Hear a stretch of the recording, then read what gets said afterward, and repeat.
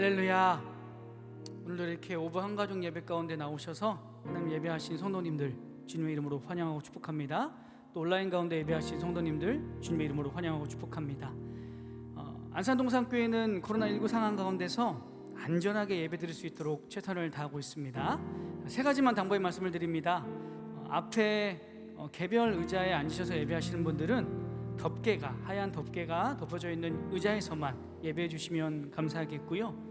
나무 의자에서 예배 드리시는 분들은 빨간 테이프가 둘러있는 그 자리에서만 예배해 주시면 감사하겠습니다. 그리고 마스크는 이 예배당을 나서는 때까지 절대 벗지 않고 예배해 주시면 감사하겠고요. 또 마지막으로 퇴장하실 때 안전거리 유지하시면서 안내에 따라 잘 퇴장해 주시면 감사하겠습니다. 하나님께서 우리를 이 예배당 가운데 또 각자의 자리에서 예배할 수 있도록 모든 상황을 열어주셨습니다. 이 모든 것이 주님의 은혜일 줄 믿습니다. 내 삶을 돌아볼 때에 내가 과연 이런 은혜를 누려도 되는 사람인가 생각해 보면 참 많이 부끄럽고 또 하나님 앞에 좀 표현이 그렇습니다만 볼 면목이 없을 때가 참 많은 것 같습니다. 그럼에도 우리 주님은 이런 나를 사랑하시고 항상 예배의 자리로, 은혜의 자리로 우리를 초대해 주십니다. 그런 가운데에 그 은혜의 자리에서 내 안에 있었던 많은 의심들, 걱정들, 근심들을 말씀 가운데 또 몰아내어 주실 줄 믿습니다. 이 시간도 그렇게 일하실 하나님을 기대하고 소망하면서 우리 함께 고백하며 나아가겠습니다. 찬양합니다.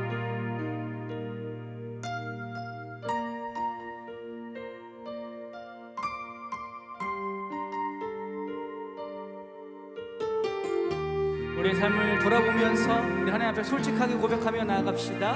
언제나 내 모습, 언제나 내 모습 너무나 부끄러워. 무릎으로 주님께 기도로 가오니 나 홀로 서 있네. 죽은 내 영 깨우사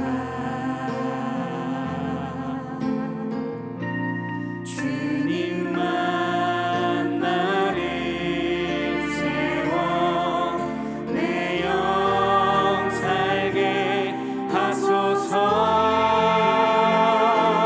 주님 내 안에, 주님 내 안에, 내 안에 계시고 주님 내 안에, 주님 내 안에 나를 세워주소서. 제목 한번 고백하시죠. 언제나 내 모습, 언제나 내 모습 너무나 부끄러워.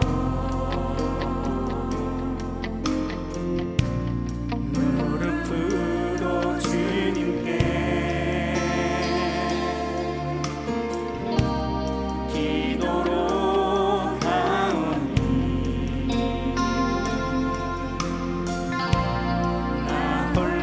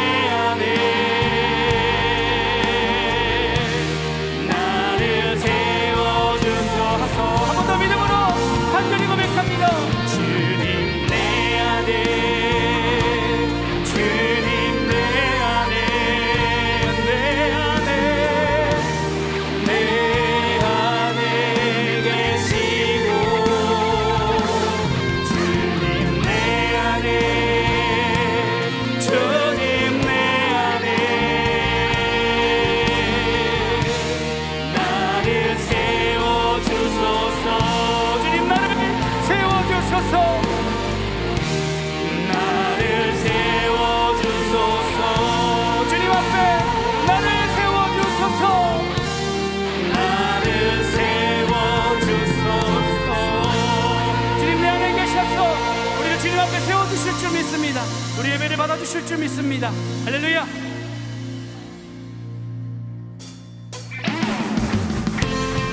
찬송가 421장입니다. 하나님 우리 모습 가운데 확신 가지고 선포합시다. 내가 예수 믿고서, 내가 예수 믿고서 제사한 바라 나의 모든 것 다 변했네. 지금 내가 가는 길 천국 길이요 주의 길로 내 제가 한 번 더 고백합시다. 내가 예수 믿고서, 내가 예수 믿고서 제사한 바라 나의 모든 것 다 변했네. 지금 내가 가는 길 천국 길이요 주의 길로 내 제가 식사. 아멘. 나의 모든 것 변하고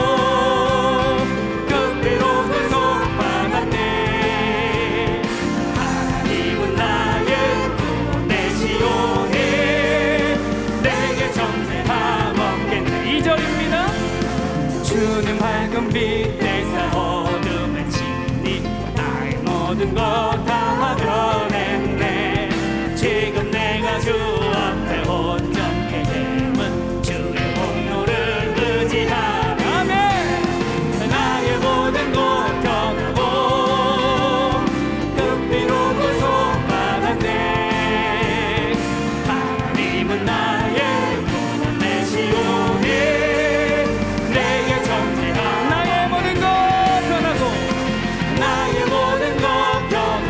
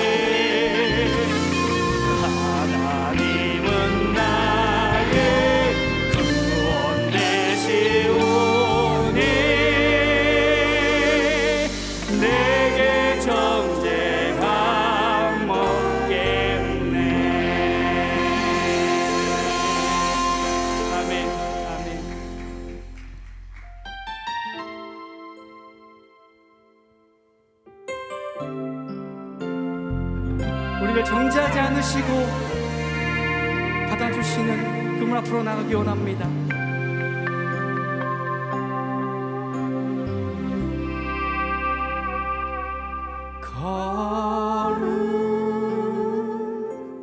거룩하신 하나님 주께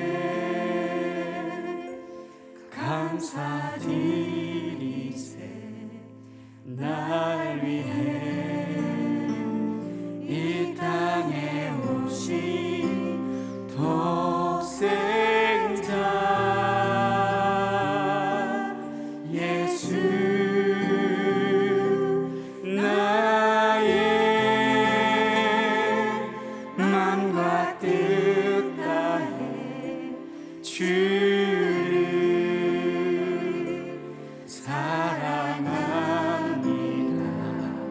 날 위해 이 땅에 오신 독생자 예수, 내가 약할 때 강한 증오 하나할 때 우리를 의롭게 하신 나의 주 감사. 내가 약할 때 강한 증오 가난할 때 우리를 부욕해 하신 나의 주 감사.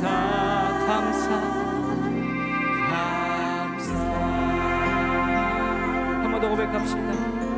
거룩하신 하나님,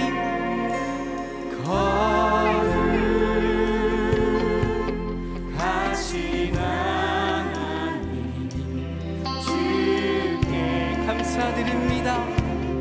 감사드리세. 날 위해 이 땅에 오신 독생자 예수,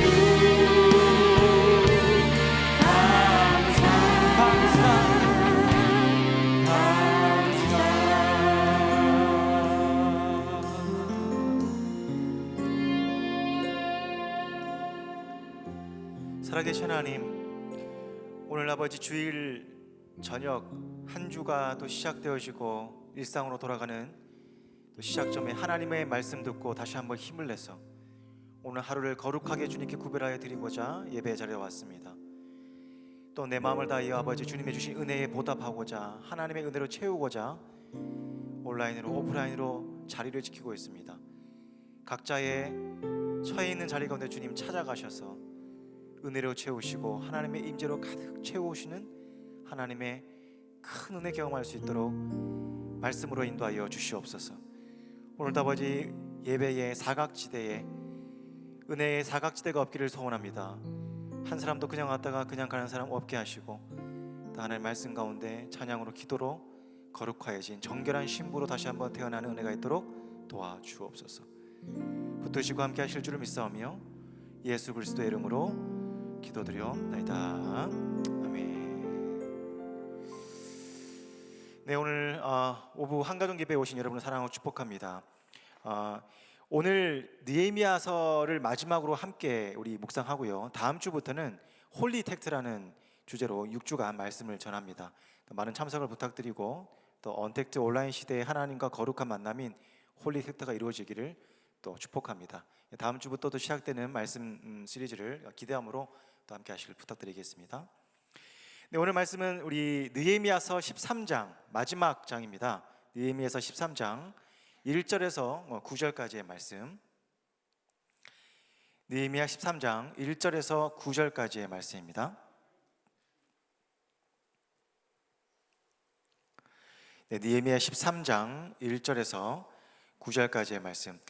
1절은 제가 읽고 2절은 여러분이 읽고 교도 가신 이후에 9절은 합독하도록 하겠습니다. 제가 먼저 1절을 읽습니다.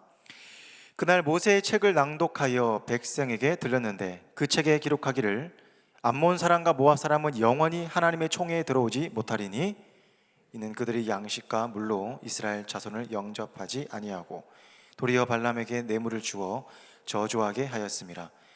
그러나 우리 하나님이 그 저주를 돌이켜 복이 되게 하셨다 하는지라. 백성이 율법을 듣고 곧 섞인 무리를 이스라엘 가운데에서 모두 분리하였느니라. 이전에 우리 하나님의 전의 방을 맡은 제사장 엘리야십이 도비아와 연락이 있었으므로 도비아를 위하여 한 큰 방을 만들었으니 그 방은 원래 소제물과 유황과 그릇과 또 레위 사람들과 노래하는 자들과 문지기들에게 11조로 주는 곡물과 새 포도주와 기름과 또 제사장들에게 주는 거제물을 두는 곳이라. 그때는 내가 예루살렘에 있지 아니하였느니라. 바벨론 왕 아닥사스도 왕 32년에 내가 왕에게 나아갔다가 며칠 후에 왕에게 말미를 청하고 예루살렘에 이르러서야 엘리야십이 도비아를 위하여 하나님의 전 뜰에 방을 만든 악한 일을 안지라. 내가 심히 근심하여 도비아의 세간을 그 방 밖으로 다 내어 던지고 명령하여 함께 했습니다. 명령하여 그 방을 정결하게 하고 하나님의 전에 그릇과 소제물과 유황을 다 그리로 들여 놓았느니라. 아멘. 네, 우리는 느헤미야서를 계속 묵상하고 있습니다. 페르시아 왕 통치 아닥사스도 왕 20년에 술 맡은 관련장이었던 느헤미야가 민족의 심장부였던 예루살렘 성이 회파되었다는 소식을 듣습니다. 그 민족의 아픔을 자기의 아픔으로 여기고 1200km나 되는 거리를 달려가서 예루살렘 성벽을 재건하는 일을 시작을 하게 되는 것이죠. 비록 산발랏, 도비아, 우리가 그동안 꾸준히 들어왔던 대적의 세력에도 불구하고 한 손에는 병기를 들고 또 한 손에는 건축 일을 하는 일을 마다하지 않고 지혜롭게 그리고 또 탁월한 리더십으로 52일 만에 성벽이 완성되어집니다. 8장에서 10장까지는 또한 성벽이 재건될 뿐만 아니라 그 안에 있는 하나님의 주권이죠. 율법의 말씀이 채워지는 에스라 율법 낭독의 시간을 통하여 회개운동, 하나님의 말씀으로 준행하겠다는 결단이 다져지게 됩니다. 그리고 11장에서는 하나님의 흩어진 백성들이 이제 막 들어오게 되는 거예요. 그리고 12장 저번 주에 우리 김장화 목사님께서 설교하셨는데 기쁨의 봉헌식으로 하나님께 드려짐으로 성전 재건은 이제 끝이 나게 됩니다. 여러분 이제 말씀은 끝났습니다. 근데 오늘 느헤미야서는 사실 12장으로 끝나도 아무런 상관이 없어요. 근데 오늘 느헤미야서 13장이 마치 부록처럼 이렇게 끼워져 있습니다. 여러분 그 부록을 요즘에 좀 신세대들은 쿠키 영상 이렇게 얘기합니다. 그래서 사진을 보시면 영화관 가면 여러분 예전에는 감독이 누구고 출연진이 누구고 조감독이 누구고 협찬까지 쭉 나오면은 대부분 그거 안 보고 다 이 자리에서 일어나셨죠. 나가는 시간이잖아요. 근데 요즘에 신인 세대들은 일어나지 않습니다. 왜냐하면 요 끝나고 나서 지금 다 앉아 있지 않습니까? 끝나고 나서 중간에 다음 속편을 예고하는 이제 영상이 한 10초, 15초 되는 영상이 뜨는 경우가 많기 때문입니다. 그래서 혹시나 거기에 있지 않을까 싶어서 지금 다 앉아 있는 겁니다. 느헤미야서도 마찬가지예요. 12장에서 끝나야 됩니다. 근데 한 장이 더 있지 않습니까? 뭘 말하고 싶은 거냐? 재건에는 마침표가 없다는 겁니다. 그래서 오늘 주제는 제목은 재건에는 마침표가 있다 없다? 없다. 이게 오늘 제목입니다. 여러분, 재건에는 마침표가 있습니까 없습니까? 없습니다. 개혁에는 마침표가 있습니까 없습니까? 없습니다. 우리의 죄 문제를 회개하는 일에는 마침표가 있습니까 없습니까? 없습니다. 끊임없이 주님 오실 때까지 싸워 나가야 될 죄 문제가 있고 말씀의 빛 앞에 거울 앞에 서야 될 우리의 삶에 남아있는 이 땅에 우리의 성화의 삶이 남아있다는 것입니다. 그것 때문에 오늘 느헤미야 13장은 한 장 더 부록으로 남겨져 있습니다. 그러면 이스라엘에 어떤 또 다른 문제가 있었는지, 또 반복되는 문제는 어떤 문제였는지, 그럼 어떻게 그 문제를 느헤미야는 다시 재건해 나가고 있는지 그 말씀을 통해서 오늘 큰 은혜 주실 줄 믿습니다. 오늘 6절에서 8절 말씀 보니까 그때에는 내가 예루살렘에 있지 아니하였느니라. 바벨론 왕 아닥사스다 왕 32년에 내가 왕에게 나아갔다가 며칠 후에 왕에게 말미를 청하고 예루살렘에 이르러서야 엘리야십이 도비야를 위하여 하나님의 전 뜰에 방을 만든 악한 일을 안지라. 내가 심히 근심하여 도비야의 세간을 그 방 밖으로 다 내어 던지고, 이 말씀이 있습니다. 여러분, 6절 말씀은 내가 그때 예루살렘에 있지 않았느니라. 여러분, 느헤미야는 주전 445년부터 433년까지 12년 동안 예루살렘의 총독으로 파견을 왔습니다. 민족이 아프면 자기 아픔을 느끼고 성벽 재건하기 위해서 12년 동안 재직 봉사했습니다. 그런데 오늘 1장 느헤미야 1장 말씀을 보면 왕에게 예루살렘으로 파견하려고 부탁을 할 때 반드시 내가 다시 돌아오겠다, 이 약속을 하게 됩니다. 그 약속을 지키기 위해서 다시 페르시아, 성경에는 바사라고 되어 있는데 바사 왕에게 돌아갑니다. 근데 여러분, 주석에 따라서 이 시간이 얼마쯤 흘렀는지는 정확하지 않습니다. 오늘 본문에 다시 귀국하여 며칠 후 이렇게 되어 있는데, 그 말씀대로 되어 있으면 여러분 날들의 끝이라고 이렇게 원어가 되어 있습니다. 그러면 한 해의 끝이니까 1년으로 볼 수도 있고, 때로는 길게 보는 학자들은 한 10여 년 정도 보는 학자도 있습니다. 정확하게 그 연수가 느헤미야가 페르시아로 갔다가 얼마 동안 있다가 다시 예루살렘으로 왔는지는 모르지만 상당한 시간이 흘렀다는 것을 우리가 인지할 필요가 있어요. 여러분, 근데 느헤미야가 1년에서 몇 년 동안 있다가 다시 예루살렘에 오니까 그동안 개혁했던 모든 문제들이 깨끗하게 해결돼 가지고 그대로 진행되고 있습니까? 아니면 다시 똑같은 문제들이 반복되고 있습니까? 반복되고 있다는 것입니다. 이거를 보고 나서 느헤미야는 너무 아픈 거예요. 네 가지 정도의 문제가 나타나는데, 첫 번째는 성전 골방의 오용의 문제입니다. 7절 말씀을 보니까 예루살렘에 이르러서야 엘리야십이 도비야를 위하여 하나님의 전 뜰에 있는 방을 만든 악한 일을 안지라. 느헤미야가 예루살렘에 이르렀습니다. 그런데 엘리야십, 제사장 엘리야십이 대적이었던 도비야를 위하여, 여러분 산발락 도비야 기억나시죠? 그 대적을 위해서 뭘 만들었더라고요? 하나님의 전 뜰에 방을 만들었다. 이 오늘 보면 침실입니다. 스위트룸, 그죠? 이 침실을 만들었다는 것은 거기에 먹고 잤다는 거예요. 하나님의 전은 거룩하게 구별되어서 하나님의 그릇과 유향과 소재, 즉 소재를 제사에 드릴 수 있는 곡식들을 보관하는 장소가 뭡니까? 하나님의 큰 방, 곡간, 골방입니다. 근데 이걸 다 치우고 그 안에 누구를 위하여 방을 만들었습니까? 침실을 놓고 대적이었던 도비야의 방을 만들어 놓는 겁니다. 왜요? 오늘 말씀 보니까 도비야와 연락하여 가깝게 지내요. 그게 무슨 혈연 관계였는지, 결혼 관계였는지, 사돈 관계였는지, 또는 재정적인 어떤 관계인지 모르지만 객관적인 주관적인 본인의 관계 때문에 하나님의 성전에 있어야 될 거룩함이 지금 훼손되고 있다는 거, 이게 문제인 겁니다. 오늘 큰 수포리 예배드리고 있는데 이 뒤에 보면 여러분 방이 있습니다. 여기 문 들어가면 여기 뒤에 뭐가 있을 것 같습니까? 전 처음에 우리 교회 와가지고 뒤에 방이 뭐가 있을까 굉장히 궁금해가지고 열어볼 때마다 잠겨 있었습니다.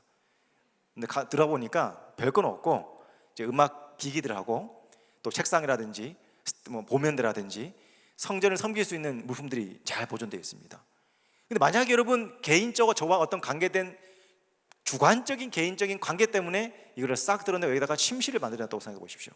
기가 막힌 노릇이죠. 그런 지금 하나님의 공간을 어떤 공간으로? 개인적인 사역의 공간으로 지금 쓰고 있다는 것입니다. 성벽을 방해했던 대적인 도비아에게.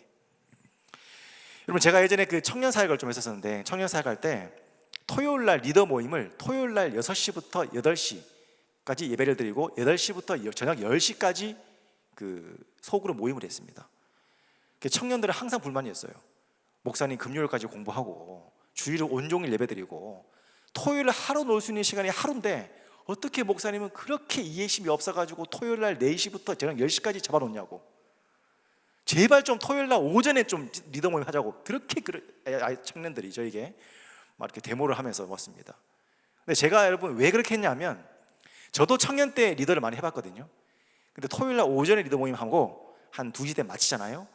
그러면 3시부터 한 10시까지 열심히 공부하고 여러분 자기 개발을 위해서 시간을 쓰고 열심히 운동하고 막 그럴 것 같죠. 대부분 제지로 갑니다.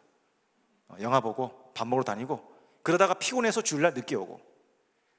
그래서 하나님께 써야 될 시간은 분명히 쓰는 것이 좋습니다. 여러분 성가대 봉사하시는 분들, 찬양대 봉사하시는 분들 다 알 겁니다. 주일날 찬양대 봉사하려면 주일만 뗍니까? 토요일부터 컨디션 관리를 합니다.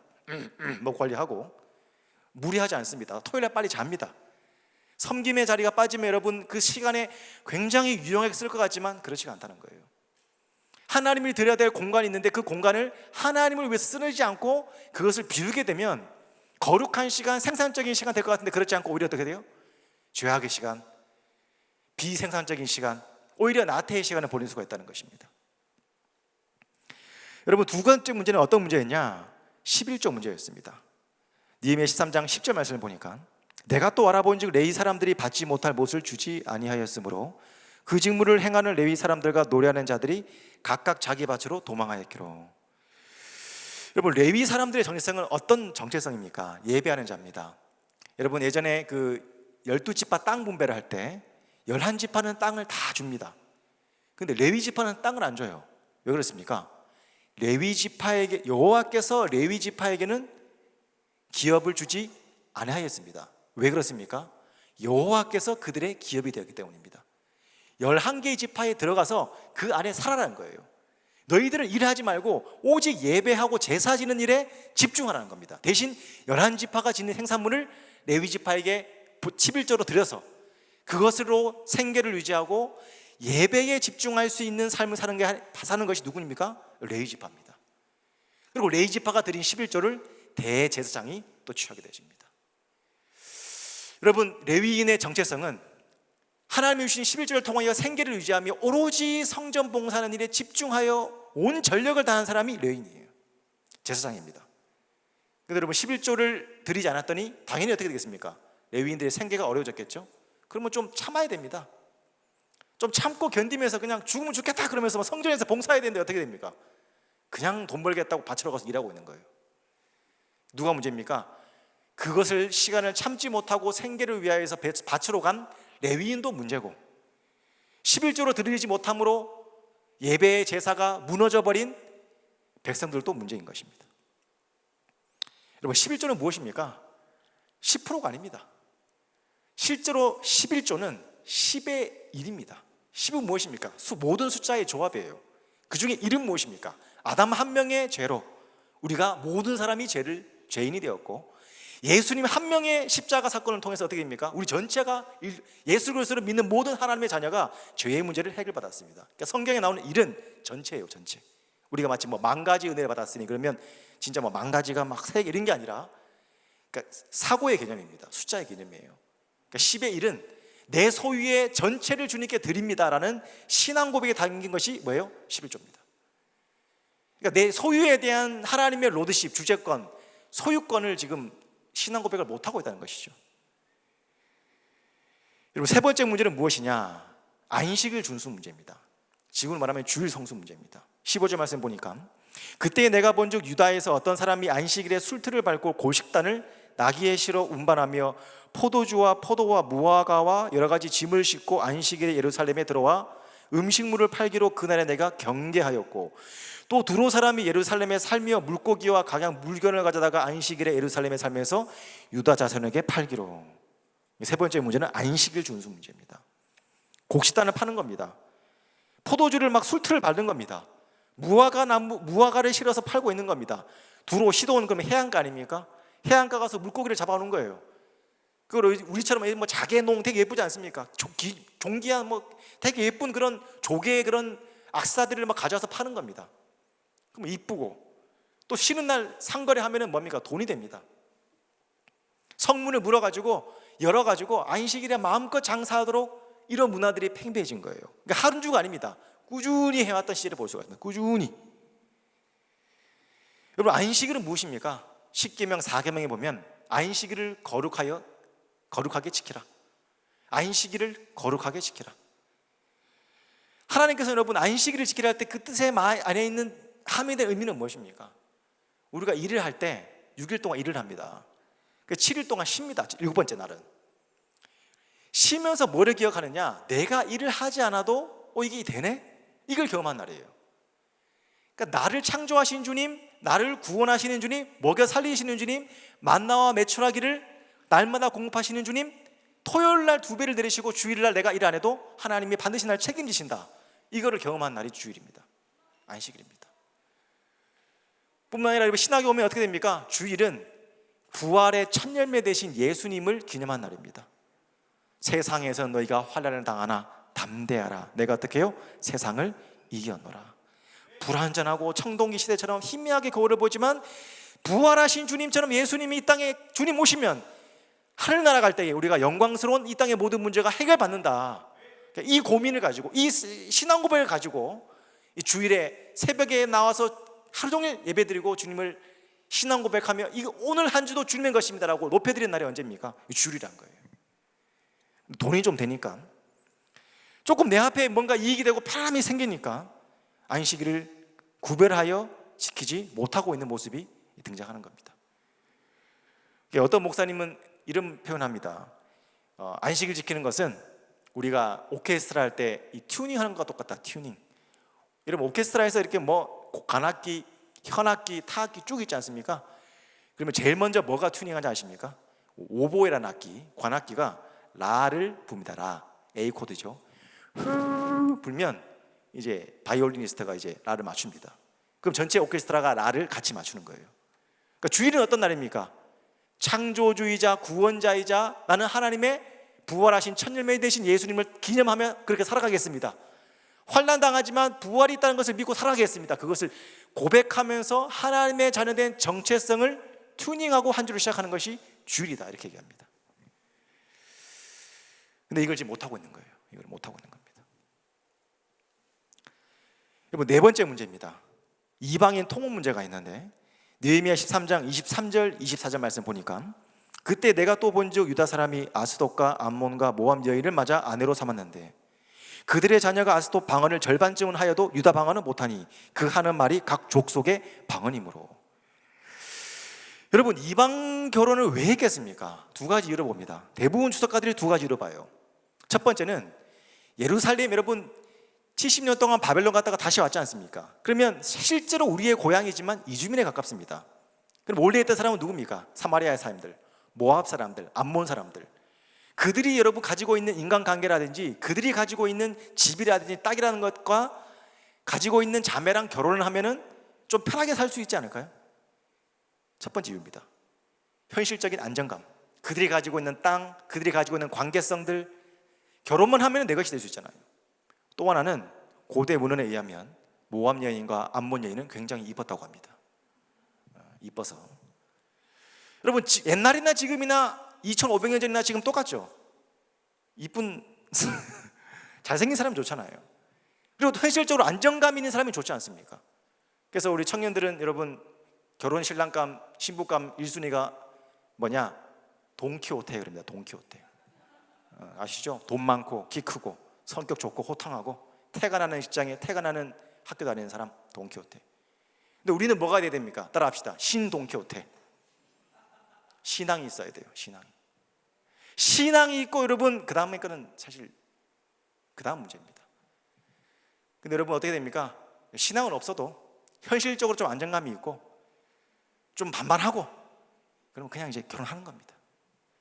니에미아가 보니까 이게 화가 거꾸로 막 솟았어요. 말씀 보니까 머리털을 뽑고 막 때리는 장면이 나옵니다. 여러분 실제로 우리 이방인과 결혼하는 것이 실제로는 그냥 결혼의 문제일 수 있지만 그게 당대의 문제는 사실 미약합니다. 조금 답답할 뿐입니다. 그러나 시간이 지나가면 어떻게 됩니까? 2대, 3대 내려가면 결국은 신앙이 없어지는 일이 나타납니다. 오늘 어떤 예를 듭니까? 솔로몬 예를 듭니다. 솔로몬이 여러분 왕후가 300이고 비빈이 700입니다. 근데 이 중에 여러분 이방 여인들과 결혼을 많이 했어요. 이유는 무엇입니까?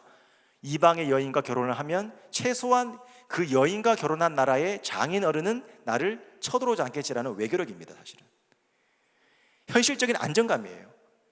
근데 그거를 딱 허용하니까 어떻게 됩니까? 이방 여인만 오는 것이 아니라 거기서 섬겼던 신들도 같이 들어온 겁니다.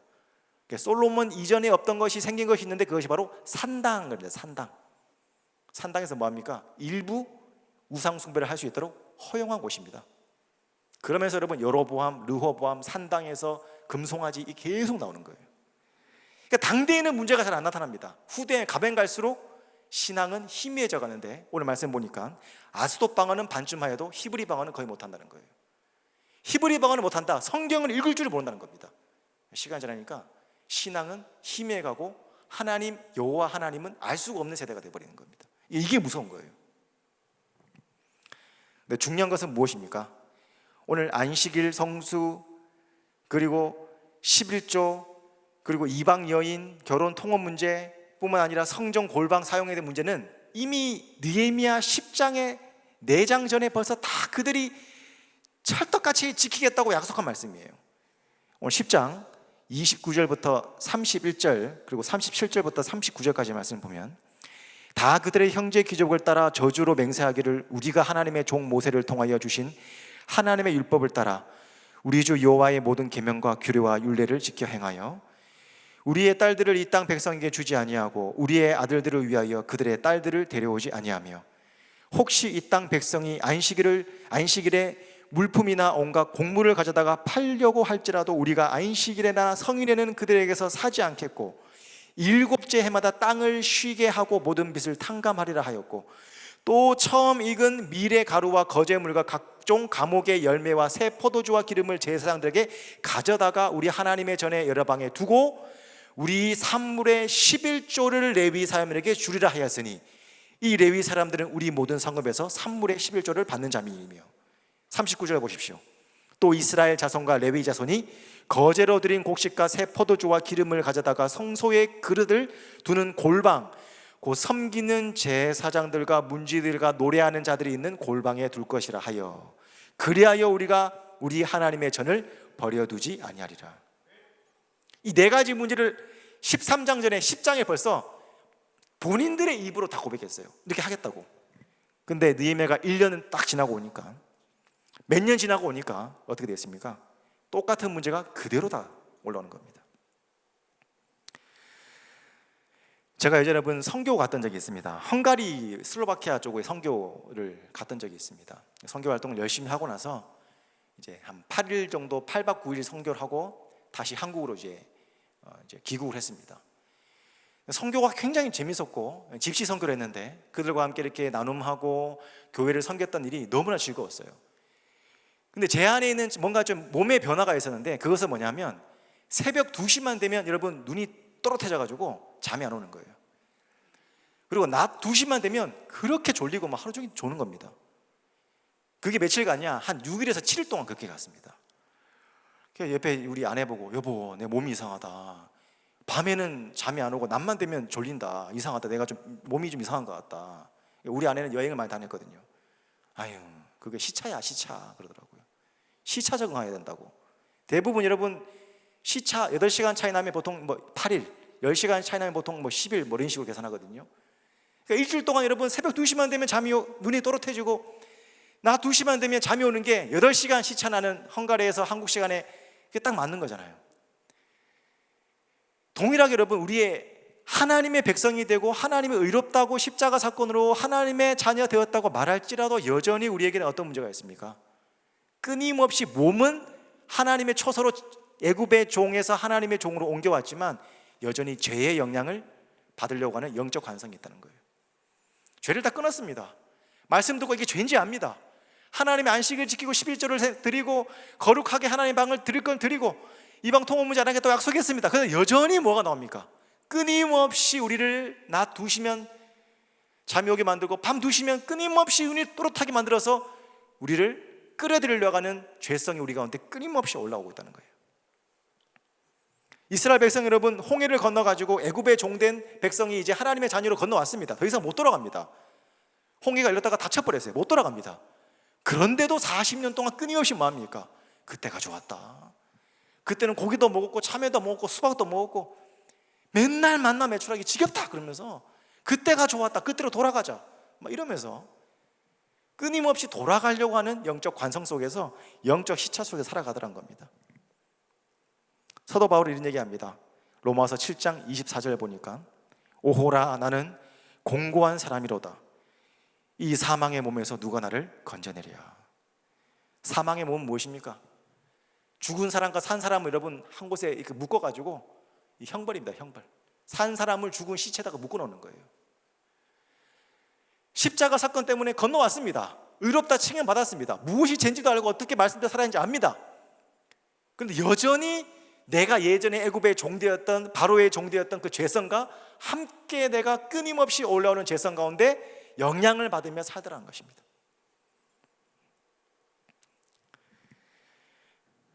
개인적인 고백을 좀 해야 될 것 같은데, 여러분 저는 전자기기에 좀 이제 무지합니다. 그래서 목사님들이 막 전자기기 뭐 사고 하면은 이제 이런 거 있는가 보다 하고 이제 대부분 저는 잘 안 삽니다.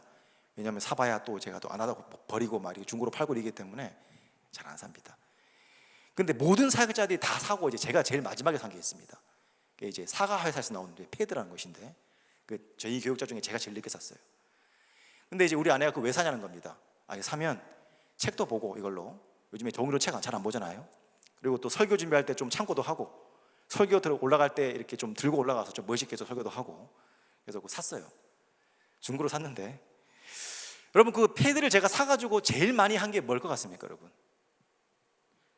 독서요? 설교 준비요? 게임을 제일 많이 했습니다. 게임을. 근데 게임을 제가 잘 안 합니다. 근데 까다 보니까 재밌는 게임이 있더라고요. 그래서 하기 시작했는데 너무 재밌는 거예요. 이래서 우리 아이들이 게임에 빠지는구나. 뭐 한 곱에 넘기면 또 뭐 아이템 더 넣어주고 그것도 모으려고 또 하다 보니까 또 이렇게 뭐 그러다 보니까 한 2, 3주를 제가 진짜 게임을 진짜 한 눈이 빨개지도록 게임을 많이 했습니다. 어느 순간 집에서 게임을 막 하고 있는데 저희 아내가 세탁실에서 뒤에 보면 저게 보이잖아요. 딱 보더니 뭐 하세요? 이러는 거예요. 제가 어떻게 했습니까? 팍 또 그렇게 자는 척 했습니다. 근데 목사인데 내가 이러면 안 되겠다 싶어서 그 게임을 어떻게 했냐? 지웠어요. 그 게임을 지운 데까지 좋았는데 3일 지나고 나니까 게임이 너무 하고 싶은 거예요. 머릿속에서 막 천장에서 내오는데 그 패드에 막 나오면서 막 제가 막 그 천장에서 게임을 하고 있는 모습이 막 이렇게 막 보이는 겁니다. 그래서 어떻게 했냐면 다시 게임을 깔았습니다. 지금은 게임을 안 해요. 지금은 안 합니다. 제가 잘 게임을 오래 안 하기 때문에. 그 한 달 기간의 시간 동안 여러분 제가 오늘 말씀을 준비하면서 많은 걸 느낍니다.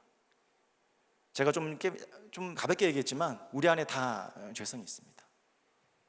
여전히 여러분 예수 믿고 나서 우리가 다 해결된 것 같지만 실제로 우리 가운데 있는 우리를 끊지 못한 서너 가지 죄들이 다 있습니다. 음란함이 있습니다. 우리 안에 여러분 탐욕이 있습니다. 남 잘 되면 못 보는 시기심이 있습니다. 내가 잘났다고 하는 교만이 있습니다. 아무것도 하기 싫다고 싶은 나태함이 있습니다. 가지고 있지만 더 가지고 하려는 끊임없이 불과 같은 그런 탐욕들이 있습니다. 이 죄 문제를 어떻게 해결됩니까? 끊임없이 올라옵니다. 끊임없이. 회개하고 또 말씀 듣고 또 하면 또 해결된 건데 또 끊임없이 올라옵니다. 끊임없이. 우리는 죄 가운데 삽니다. 회개하고 말씀에 돌아갑니다. 그러나 여전히 우리에게는 재건이 또 필요하고 또 무너뜨리고 또 다시 말씀으로 집짓고 또 무너뜨리고 또 말씀으로 집지어야 될 주님 오실 때까지 해야 될 성화의 삶이 남아있다 하는 것입니다. 바로 우리는 이 삶이 여러분 가운데 행복하길 축복합니다. 이것이 우리의 행복입니다.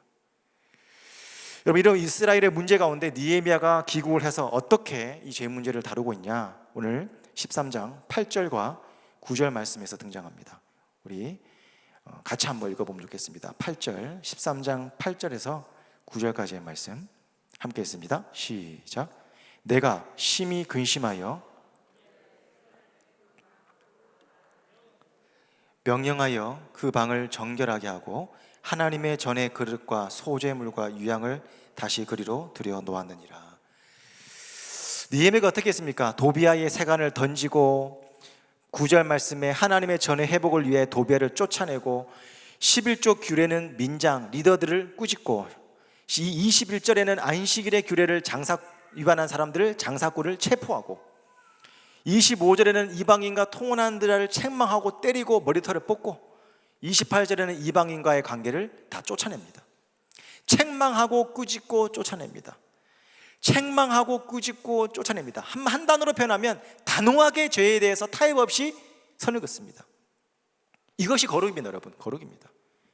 거룩은 여러분 컷오프, 구별되어서 하나님은 하나님의 것으로 하나님과의 관계를 분리시키는 겁니다. 죄와 분리시켜서 하나님의 영역 속으로 들어가는 것입니다. 그것이 거룩이고 그것 때문에 우리는 죄와 이별을 해야 됩니다. 여호수아 11장 22절 말씀 보니까 이스라엘 자손의 땅에는 아낙 사람들이 하나도 남지 아니하고 가사와 가드와 아스돗만 남았더라. 여러분, 이스라엘이 정복 전쟁을 합니다. 그런데 아낙 사람들 대부분 정복을 했습니다. 그런데 이 세 지역만 정복을 못했습니다. 가사와 가드와 아스돗만 정복을 못했는데 이 정복하지 못한 세 곳 때문에 이스라엘이 끊임없이 고통당합니다. 가사는 누굽니까? 삼손을 괴롭혔던 드릴라가 가사 사람입니다. 다윗에게 여러분 40일 동안 나와서 싸바라고 고함을 쳤던 골리앗이 누굽니까? 가드 사람입니다. 저 성벽은 여우가 올라가도 무너지리라 했던 그 족속이 누굽니까? 아스돗 사람입니다. 다 정복했어요. 근데 깨끗하게 정복하지 못하고 가사와 가드와 아스돗에만 남았더라. 그 두세 가지가 우리를 괴롭히는 것입니다. 죄에 대해서 여러분 단호해야 됩니다. 꾸짖고 책망하고 쫓아내버려야 돼요. 창세기 39장에 여러분 보디발의 아내의 성적인 유혹에 대처하는 요셉의 자세가 어떻습니까? 이러시면 안 됩니다. 잠깐 있어 보시죠. 생각해 보십시오. 이런 게 아닙니다. 그냥 옷을 벗고 도망가 버립니다. 성적인 유혹을 이길 수가 없으니까 옷을 벗고 그냥 도망쳐 버리는 거예요. 고소를 당할지언정 단호하게 그 자리를 피해 버리는 겁니다. 이게 요셉의 대처법이에요.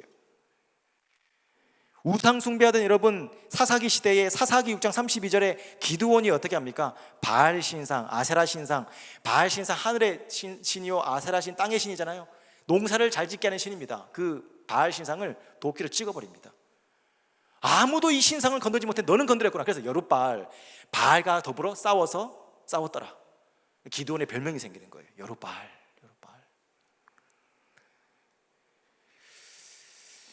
여러분 고린도서 5장 1절에 보니까 이제 내가 너희에게 쓴 것은 만일 어떤 형제라 일컫는 자가 음행하거나 탐욕을 부리거나 우상 숭배를 하거나 모욕하거나 술 취하거나 속여 빼앗거든 사귀지도 말고 그런 자와 함께 먹지도 말라 함이라. 이렇게 말하고 있습니다. 사도 바울도 죄에 대해서만큼은 단호하게 구별된 삶, 거룩한 삶을 살아라, 이 말씀을 하고 있는 것입니다. 이 말씀 드리고 말씀을 좀 마무리하려고 합니다. 오늘 두 가지 말씀을 우리가 묵상했습니다. 죄는 끊임없이 우리를 유혹하고 영적인 관성으로 시차를 두고 끊임없이 우리를 유혹한다. 그러나 우리는 그 죄에 대해서 단호하게 나가야 된다. 여러분, 이 말씀을 준비하면서 한 주 동안 희한하게 제가 신방을 하는 동안 몇 차례나 이런 문제가 있었습니다. 예를 들어서 어떤 집사님이 전화가 왔어요. 사업장을 공장에서 아파트형 공장으로 이전을 했습니다. 그래서 예배를 좀 드려달라고 부탁을 하면서, 그런데 목사님 질문이 있는데 요즘 너무 바빠가지고 좀 주일날도 제가 일할 수밖에 없는 상황인데 목사님 이거 어떻게 생각하십니까? 물어봤어요. 그럼 오늘 말씀에 배운 것처럼 안식일은, 주일은 창조주요, 구원주요, 그죠? 오보에가 튜닝을 하듯이 우리가 하지 않아도 하나님이 하신다는 걸 믿고 부활의 천리 되신 예수 그리스도를 향해 나가는 것입니다. 이렇게 고백을 해야 되는데, 그럼에도 그렇지만 집사님 만약에 사랑이 그렇다면 어떡하겠습니까? 제가 이런 고백을 했어요. 그리고 며칠이 지나서 또 신방을 하는데 어떤 권사님이, 신실하신 권사님입니다. 근데 그 딸이 이제 사윗감을 데리고 왔는데 신앙이 없는 겁니다. 그래서 저한테 물어보는 거예요. 목사님 어떻게 하면 좋겠습니까? 희한합니다. 하나님도 2주 사이에 대부분 이런 문제를 보여주시는 거예요. 근데 여러분 어떻게 됩니까? 11조는 이방인과의 결혼은 당대의 문제가 아니라 시간이 갈수록 커지는 문제예요. 처음부터 선을 긋고 안 됩니다 이렇게 목사가 얘기해야 되는데 제가 어떻게 얘기했을까요? 그래도 세례는 받아야 되지 않겠습니까? 이러고 있는 거예요. 제가 결혼하고 이후의 문제는 권사님이 기도하면서 해야 되겠지만 왜 여러분 불신결혼이 힘듭니까? 어떤 분은 이렇게 얘기합니다. 아이고 결혼해가지고 복음 전해가지고 믿게 하면 되지 않습니까? 여러분 구원은 우리의 영역이 아닙니다. 여러분 구원은 누구에게 있습니까? 하나님께 있는 거예요. 그러니까 우리가 전도해서 믿게 하면 됐습니까? 이게 구원의 우리의 영역이 아닙니다. 여러분 그러니까 목사가 돼가지고 안 됩니다 그거 다시 생각하십시오 이게 맞는 건데 그래도 권사님 세례는 받게 하면 좋겠습니다 이러고 있는 거예요. 제가 한 주 동안 여러분 신방하면서 우연찮게 이 말씀이랑 동일한 포인트에서 제가 건면하는 모습을 보면서 만약에 느헤미야가 지금 이 시기에 와서 제가 목회하는 현장에 왔으면 어떻게 했을까 묵상해 보는 겁니다. 저는 왜 그렇게밖에 할 수밖에 없었을까? 그 마음의 깊은 곳에는 뭐가 있습니까? 좋은 사람 되고 싶은 거예요. 그러니까 나이스한 목사, 그냥 욕먹기 싫은 목사가 되고 싶은 거예요. 솔직히 말하면 그냥 성도님들이 듣고 싶은 얘기를 해주는 목사가 어느새 제가 점점 되고 있는 모습을, 저의 모습을 보는 겁니다. 그럼 솔직히 얘기해서 아이가 이빨이 썩어갑니다. 아빠 나이 사탕 먹어도 돼? 그러면 어떻게 됩니까? 안 돼. 이게 맞는 거잖아요. 왜요? 그 아이를 위해서. 근데 아이의 기분을 생각한다고 먹으면 안 됐는데 치과 가면 더 아프고 이거 다 드러내야 되니까 안 돼. 근데 하나 먹어봐. 이런 아빠가 있습니까? 없어요. 이런 엄마가 있습니까? 아니요. 안 돼. 너 그러면 치과 가서 이빨 다 뽑아야 돼. 이게 자녀를 사랑하는 부모입니다, 여러분. 근데 요즘에 저도 마찬가지고 목회 현장도 점점 회개에 대한 설교라든지 순종에 대한 설교는 조금 없어지는 것 같고 우리 현실이 위로 설교라든지 두리뭉술하게 그냥 이렇게 건면하는 설교로 그런 말씀으로 많이 흘러가는 것 같습니다. 오늘 말씀은 어떻게 됩니까? 죄에 대해서는 말씀에서 아니라고 말하는 것은 단호하게 말할 수 있어야 됩니다. 아멘이십니까? 왜요? 그게 우리가 사는 길이에요. 그게 목사가 사는 길이고 여러분이 사는 길입니다. 아프지만 여러분 우리의 죄 문제를 지적해 주는 사람을 고마워하십시오. 좋은 말만 해주는 사람을 여러분 좋아하지 마시고 뭔가 내 약함을 나도 아는데 그 약함을 지적해 주고 말씀으로 사랑으로 덮어주려고 하는 사람을 여러분 가까이 두십시오. 그게 우리가 사는 길입니다. 또 그것이 우리의 행복입니다. 우리는 끄끔없이 죄로 갑니다. 근데 이거 아닌데 라고 여러분 유턴을 해요. 유턴을 하려면 반드시 대가지불이 필요합니다. 어렵지만 반드시 유턴을 해야 됩니다. 그러나 유턴을 하고 하나님 나라로 매일 하나님 품으로 매일 나가는 그 삶이 뭐예요? 우리에게 행복이라는 거예요. 그래서 우리의 행복은 세상 사람들이 누리는 돈 많고 명예가 많고 좋은 집에 살고 좋은 차를 타고 이게 행복이 아니라 하나님과 예배하고 하나님과 더 거룩한 삶을 살아가고 아침에 큐티하고 또 말씀을 보고 예배하고 이것이 진짜 우리의 행복인 겁니다. 여기서 행복을 찾으면 답이 없어요. 근데 여기서 행복을 찾아야 됩니다. 여기서. 여러분 쉽지 않습니다. 그러나 오늘 말씀을 말합니다. 끊임없이 개혁은 재건은 일어났지만 또다시 우리에게 영적인 수순이 필요하다.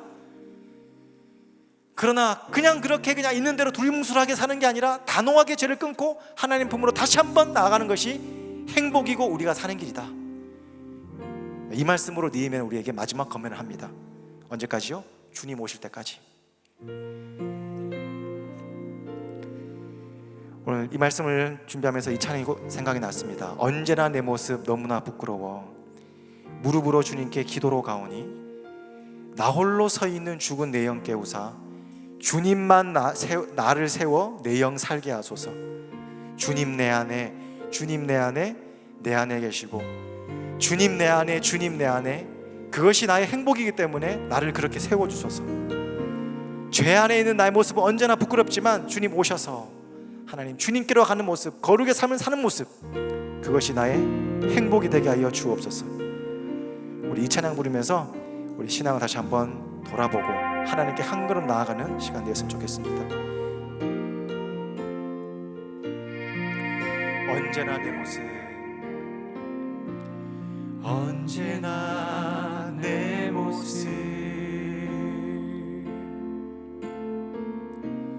너무나 부끄러워.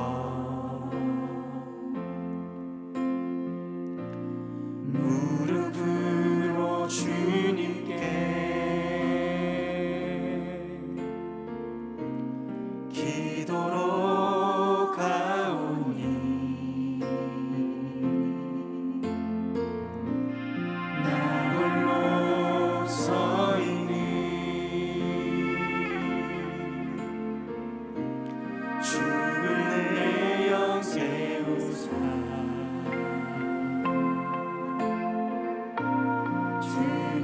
주님만 나를 세워 내 영 살게 하소서.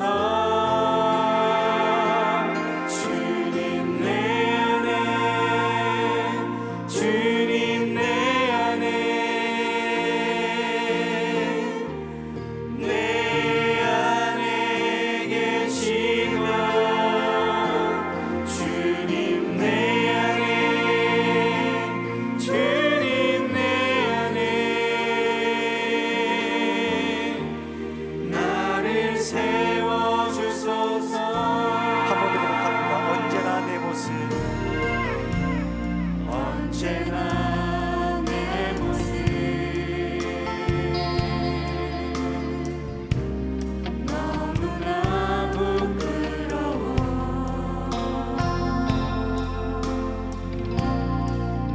무릎으로 주님께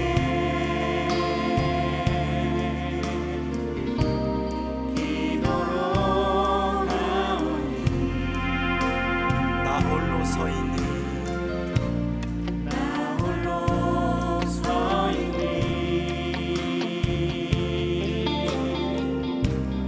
주는 내 영 깨우사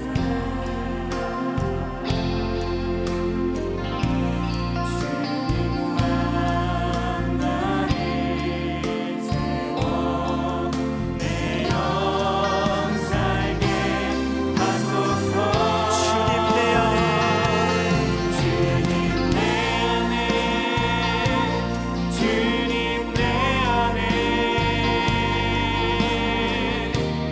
내 안에 계시고 주님 내 안에 주님 내 안에 나를 세워주소서. 주님 내 안에 주님 내 안에 주님 내 안에 내 안에 계시고 주님 내 안에 주님 내 안에 나를 세워주시옵소서.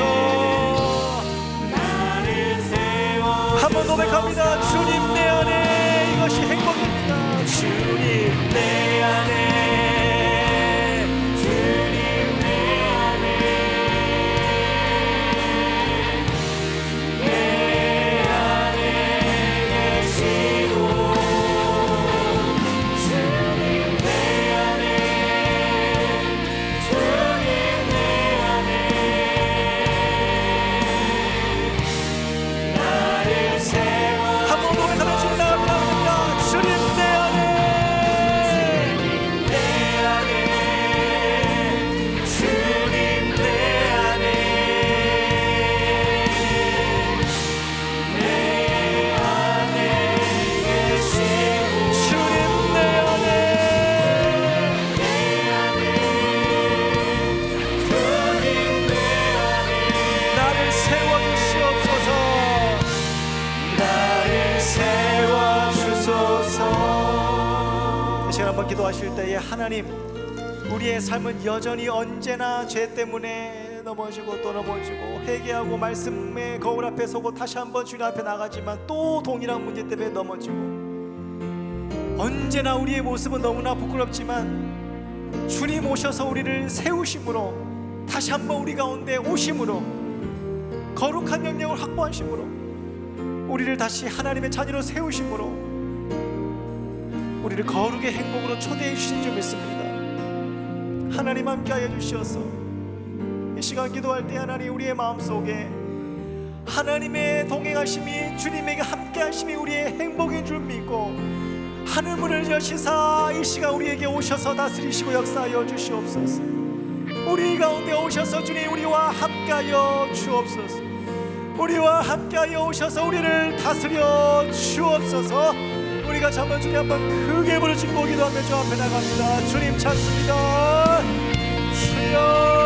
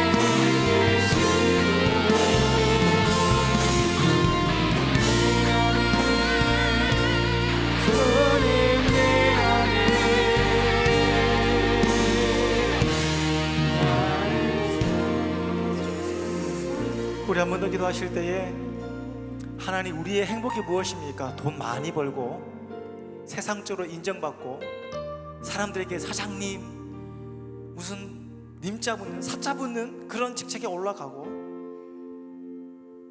좋은 아파트 몇 평에 살고 어떤 브랜드 네임이 있는 그런 아파트에 살면서 좋은 차를 타면서 그렇게 사는 것이 하나님 우리에게 행복이라 그러지 않습니다.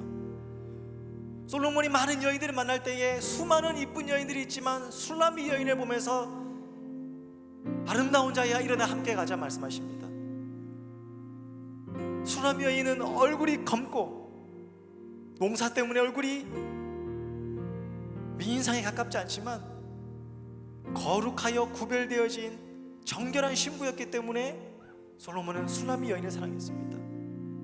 하나님은 어떤 자를 사랑하십니까? 세상적으로 능력 있고 소망이 있다 말하고 한마디 하면 사람들이 움직이는 그런 직위에 있는 사람을 하나님을 높이시는 것이 아니라 말씀을 읽을 때에 그 기쁨 때문에 주체를 못하는 사람, 하나님과의 기도 시간을 확보하며 주님과의 대화 나눌 때 그것이 가장 내 인생에 기쁘다라고 말하는 사람, 세상에서 인정 안 해도 나는 주님이 내 신랑이며 나는 말씀의 거울 앞에 날마다 서서 정결한 신부가 되겠습니다라고 고백하는 사람, 그 사람을 주님은 가장 아름답다, 사랑하는 자여 일어나 함께 가자 이렇게 말합니다.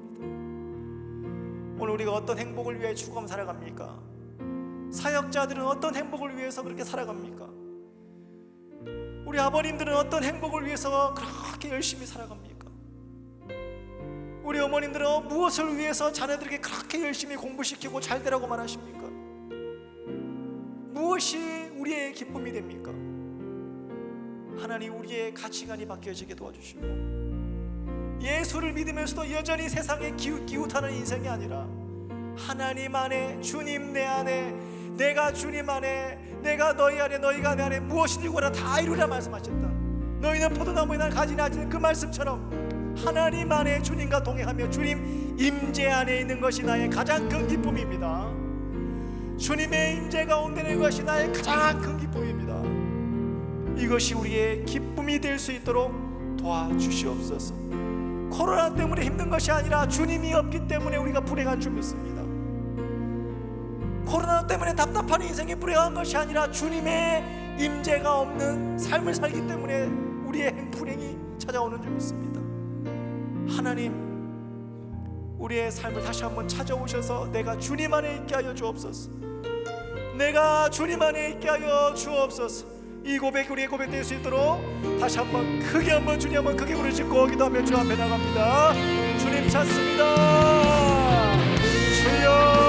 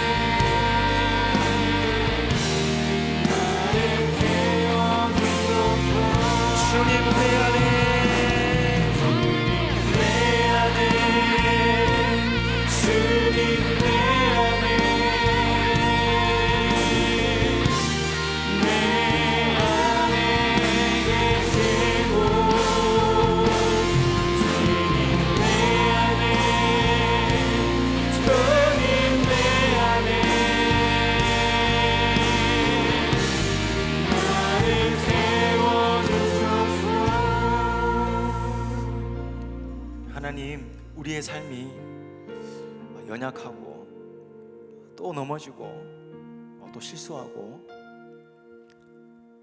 그리고 또 하나님 앞에 나올 수 없는 죄인인 줄 알고 그럼에도 불구하고 주님께 예배합니다. 천부여 의지 없어서 주님 앞에 나옵니다. 주님, 그럼에도 불구하고 우리를 받아주시고 사랑하는 아들아, 사랑하는 딸아, 내가 잘한다 말씀하시며 또다시 우리를 용서하시고 우리를 자녀 삼아주시며 송아지를 잡고 가락지를 끼워주시며 내가 너를 향한 사랑을 끝까지 누구도 끊을 수 없다 말씀하시며 우리를 안아주시는 그 사랑의 감격이 우리의 행복이 될 수 있도록 도와주시옵소서. 세상에 많은 기준들이 있습니다. 행복의 기준이 있지만 그것도 기쁠 수 있지만 그것이 우리의 행복의 절대 기준이 되지 않도록 도와주옵소서. 거룩의 삶, 순종의 삶, 날마다 주님 죄는 회개하고 하나님의 말씀 앞으로 돌아가 말씀의 거울에 비춰진 우리의 모습으로 날마다 거룩한 정결한 신부가 되어 날마다 영성으로 화장하고 주님의 신랑 되신 예수님 앞에 마주하는 삶, 이것이 우리의 행복이 될 수 있도록 도와주시옵소서. 하나님, 거룩하게 하소서, 정결하게 하소서, 하나님을 더 사랑하게 하소서. 이 사랑 앞에 주님 앞에 한 걸음 더 주님 앞에 나아가는 오늘 한 주에 시작되어지도록 주님 인도하여 주시옵소서. 우리를 그렇게 날마다 우리를 빚어가실 줄 믿사오며 모든 말씀을 예수 그리스도의 이름으로 기도드려옵나이다. 이제는 우리 주 예수 그리스도의 은혜와 하나님 아버지의 크신 사랑과 성령의 교통하심이 내 안에 끊임없이 죄 문제가 꿈틀꿈틀하냐 그럼에도 불구하고 하나님께 나아가 말씀의 거울 앞에 앉기를 소원하는 사랑하는 모든 동산의 성도님들 머리 위에 이제부터 영원토록 함께 있을지어다.